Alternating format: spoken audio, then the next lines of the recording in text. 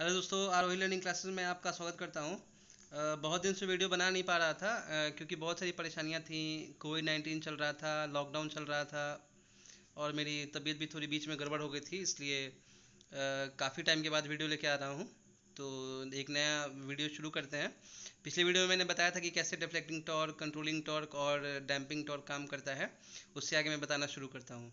देखिए, तो जब हम मैकेनिज्म के बारे में पढ़ेंगे तो मैकेनिज्म में वो मैकेनिज्म कैसे होता है। जैसे कभी कभी क्या होता है, एक इलेक्ट्रोमैग्नेट और एक करंट कैरिंग वायर के बीच में होता है।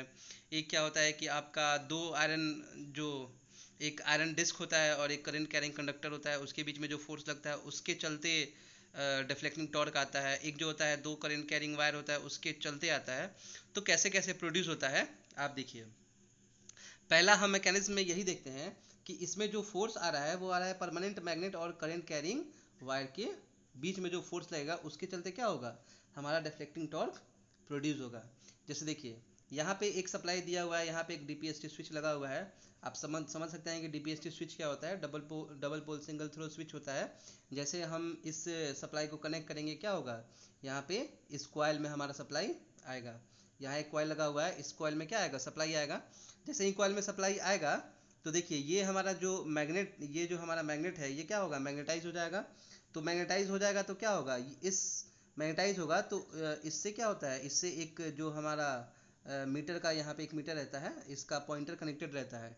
तो जैसे ही मैग्नेटिक प्रॉपर्टी इसका आना शुरू होगा, ये क्या होगा, इस पर फोर्स लगेगा और यही इसी फोर्स के चलते क्या होगा, हमारा जो निडल होगा वो डिफ्लेक्ट होगा और मीटर पे क्या देगा, रीडिंग देगा। तो बेसिक आपका यही होता है। तो ये जो टोटल प्रोसेस होता है वो कैसे प्रोड्यूस होता है, देखिए बारी बारी से। इस पे क्या होता है, अगर आप बेसिक आपने फिजिक्स में पढ़ा होगा तो लॉरेंस फोर्स के बारे में जानते होंगे। आप पिछला वीडियो देखिए या सर्च कीजिए, ठीक है। देखिए क्या होता है, डीपीएससी स्विच को जब हम ऑन यहाँ कर रहे हैं तो हम क्या दे रहे हैं, हम वोल्टेज दे रहे हैं।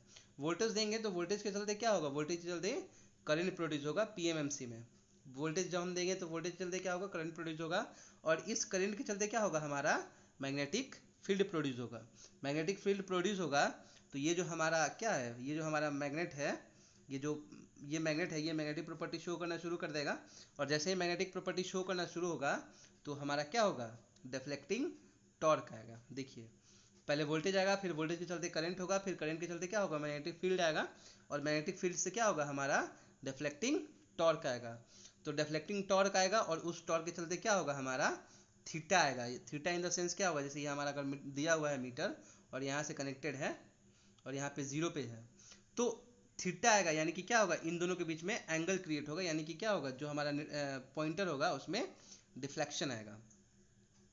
तो डिफ्लेक्शन आ जाएगा तो हमें क्या होगा, मीटर पे रीडिंग आएगा। अगर एमीटर होगा तो पता चलेगा कि कितना एम्पियर फ्लो कर रहा है, या वोल्टमीटर होगा तो कितना वोल्टेज आ रहा है, या पावर होगा तो कितना वाटेज आ रहा है, ऐसे ही आपका आएगा। तो देखिए टोटल जो प्रोसेस है वो टोटल प्रोसेस कैसे जा रहा है।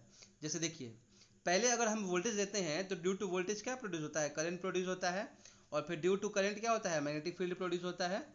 मैंने पहले ही कहा था कि हम यहाँ पे क्या देंगे, वोल्टेज देंगे तो करंट प्रोड्यूस होगा, करंट देंगे तो मैग्नेटिक फील्ड आएगा, मैग्नेटिक फील्ड के चलते क्या आएगा, डिफ्लेक्टिंग टॉर्क आएगा। और डिफ्लेक्टिंग टॉर्क के चलते क्या आएगा, डिफ्लेक्शन आएगा पॉइंटर में। ओके, इसी टोटल कन्वर्जन को मैंने यहाँ पे स्टेप बाय स्टेप कर दिया है। देखिए क्या है, ड्यू टू वोल्टेज क्या आएगा, करंट, फिर मैग्नेटिक फील्ड, आप पढ़ सकते हैं। और इसी से क्या होगा, इसी के चलते हमें एंड में आप हमारा जो भी इंस्ट्रूमेंट होगा उस इंस्ट्रूमेंट पे रीडिंग मिलेगा। अगर एमीटर होगा तो करंट के फॉर्म में आएगा, वोल्ट मीटर होगा तो क्या आएगा, वोल्टेज के फॉर्म में आएगा। और अगर वाट मीटर होगा तो आपका अगर पावर मेजरमेंट करने के लिए लगाए होंगे तो आपका वाटेज के फॉर्म में आएगा। ठीक है। तो देखिए इसमें मैंने आपको बता दिया, इसमें ये जो मीटर है, इस मीटर में क्या है, एक आपका सप्लाई दिया हुआ है और यहाँ पे क्या है, एक करंट कैरिंग कंडक्टर है और एक क्या है, आपका मैग्नेट है। तो यहाँ पे जो फोर्स लगेगा, ये फोर्स किसके किसके बीच में लगा था, मैंने पहले ही कहा था कि हम तीन केस पढ़ने वाले हैं। एक जो फोर्स होगा वो हमारा क्या होगा, एक इलेक्ट्रोमैग्नेट और एक क्या होगा, करंट कैरिंग वायर के बीच में लगेगा। दूसरा जो फोर्स होगा वो क्या होगा, दो करंट कैरिंग वायर के बीच में लगेगा, उसके चलते जो फोर्स लगेगा उसके चलते डिफ्लेक्शन होगा।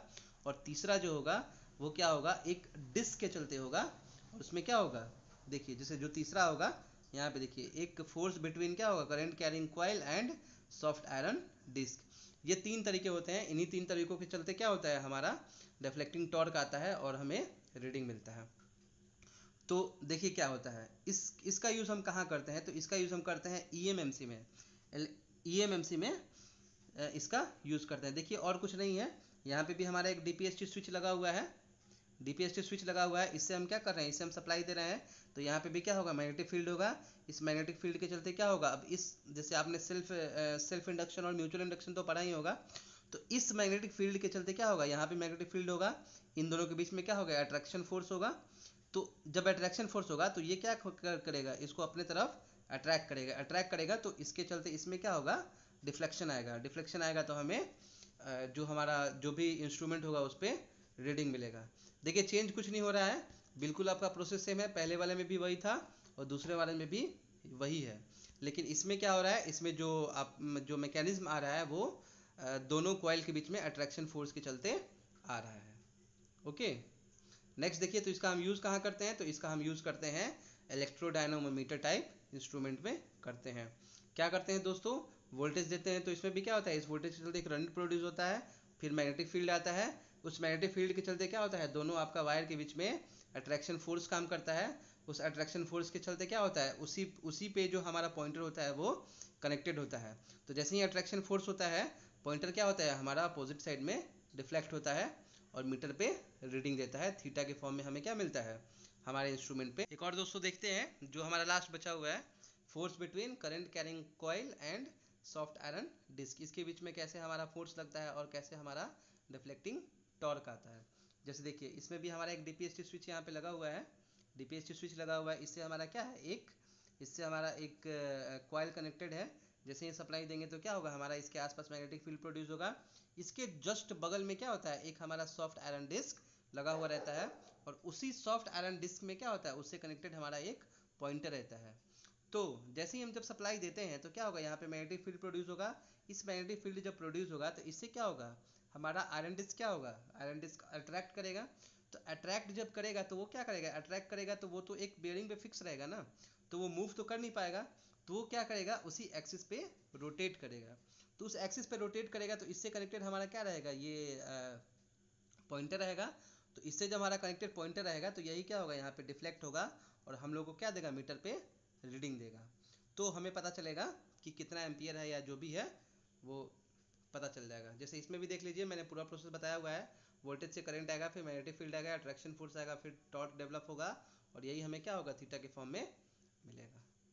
ठीक है दोस्तों, तो बहुत दिनों के बाद वीडियो बना रहा हूँ, तो एक छोटा सा वीडियो बनाता हूँ। कल से इसको लगातार हम लोग हर दिन कंटिन्यू करेंगे। ठीक है दोस्तों, तो वीडियो को लाइक कीजिए, सब्सक्राइब कीजिए और बताइए कि लेक्चर में क्या कमी आ रही है, मैं उसको सुधार करने की कोशिश करूँगा।